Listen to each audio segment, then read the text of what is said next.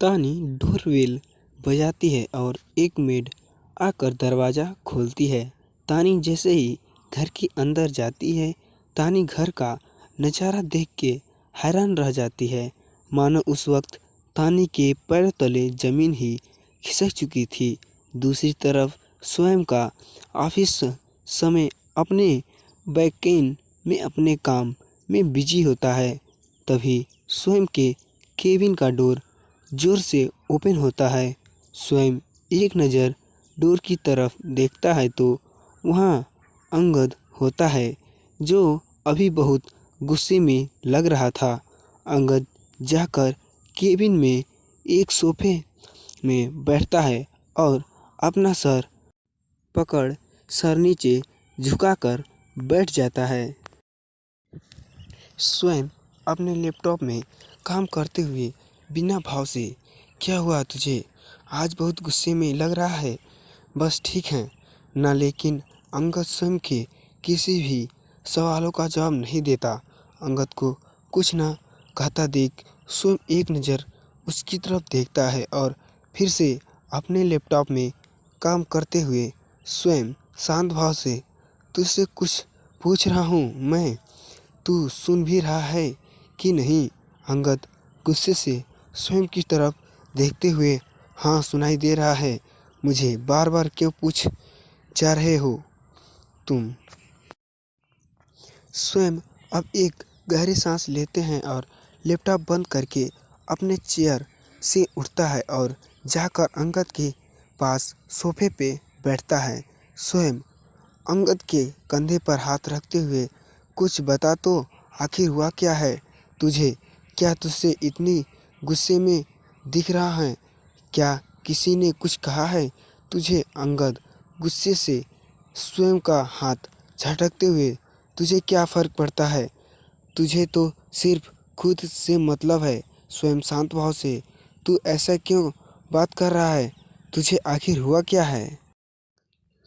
अंगद गुस्से से सोफे से उठता है, तू बता आखिर तुझे हुआ क्या है?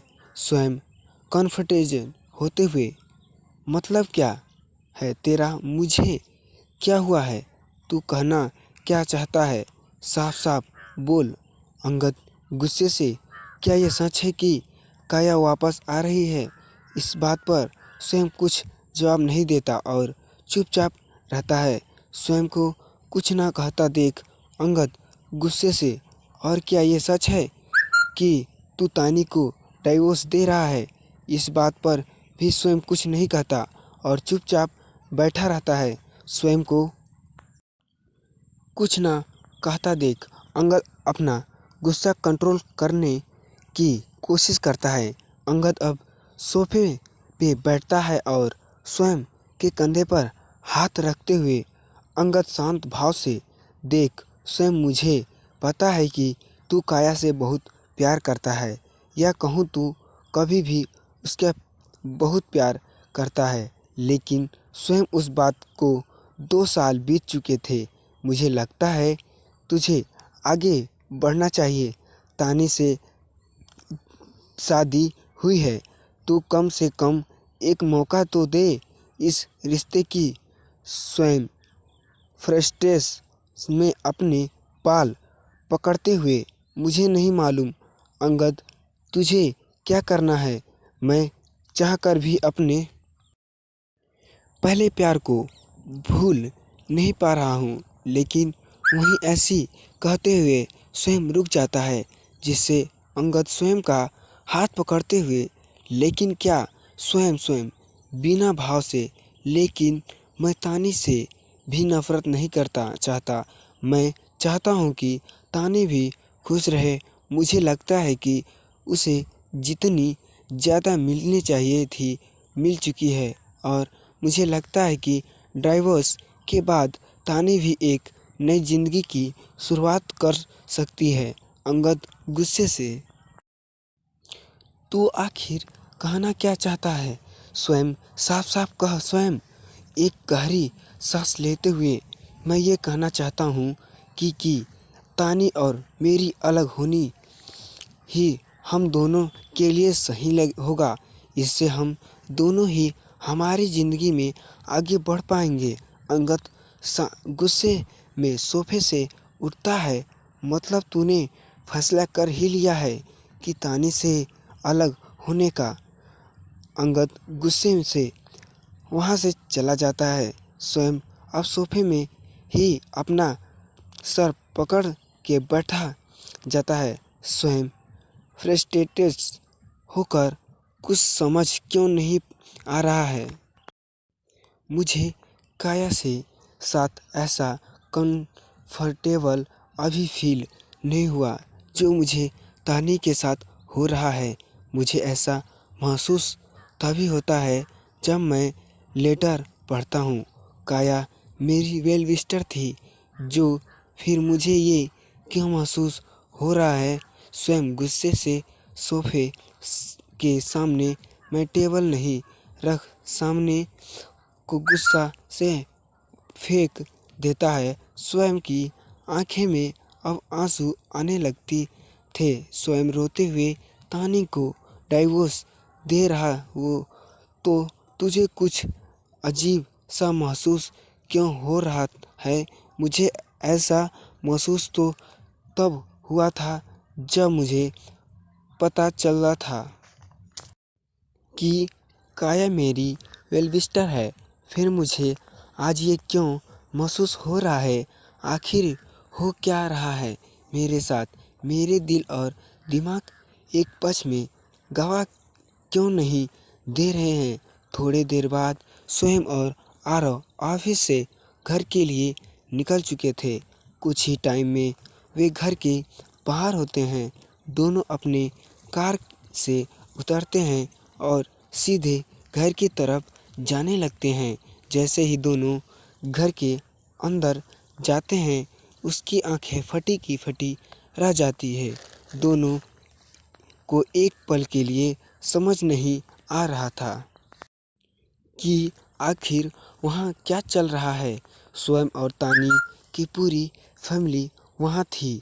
सभी के चेहरे पर एक खुशी थी, सिवाय अथर और तानी के पापा के।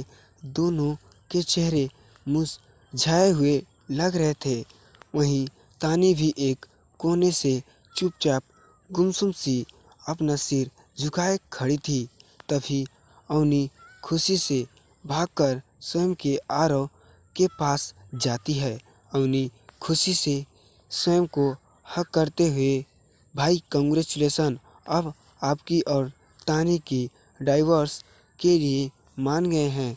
वहीं ये बात सुन के स्वयं बिना भाव के वहीं खड़ा था, जबकि आरव के चेहरे का रंग ही बदल गया था।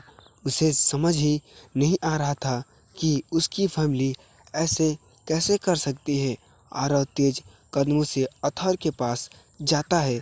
आरव अथर जो अभी सोफे पे सर झुकाए बैठा हुआ था, आरव उसे समझाने जा कर खड़ा हो जाता है और थोड़े गुस्से से, ये क्या सुन रहा हूँ मैं अथर्व, मैं तुझे कुछ बताया भी नहीं। क्या ये दोस्ती है हमारी। अथर्व अब सोफे से उठता है और बनी आवाज़ से, हाँ ये सच है आरव, और हम यहाँ तानी को लेने आए हैं। अथर्व की ये बात सुन के आरव के पैरों तले जमीन ही खिसक चुकी थी। तभी अथर्व के पापा स्वयं के पास आते हैं और शांत भाव से स्वयं के कंधे पर हाथ रखते हुए, मुझे मालूम है स्वयं की तानी ने जो किया वो बहुत गलत है, लेकिन उसकी गलती को सुधारने का टाइम आ चुका है। इसलिए हम तुम दोनों के डाइवोर्स के फैसले में से सहमत हूँ और हम तानी को अपने साथ ले जा रहे हैं। स्वयं अभी भी बिना भाव के चुपचाप वहीं खड़ा था। तानी के पापा आगे कहते हुए, बेटा डाइवोर्स पेपर रेडी है, बस तुम्हारे साइन चाहिए। तानी के पापा की बात सुन स्वयं कोने में चुपचाप गुमसुम खड़ा तानी को देखता है। तानी को ऐसा देख के स्वयं कुछ अजीब सा महसूस हो रहा था। उसे ऐसा लग रहा था कि मानो उसकी ज़िंदगी उसके दूर जा रही है, लेकिन स्वयं अपनी इस फीलिंग को समझ नहीं पा रहा था। तो दोस्तों मिलते हैं आगे की स्टोरी के लिए कल। तो दोस्तों ये स्टोरी आपको कैसे लगी कमेंट करके ज़रूर बताइएगा और दोस्तों को शेयर करना मत भूलिएगा गाइज। तो मिलते हैं कल। Thank you so much.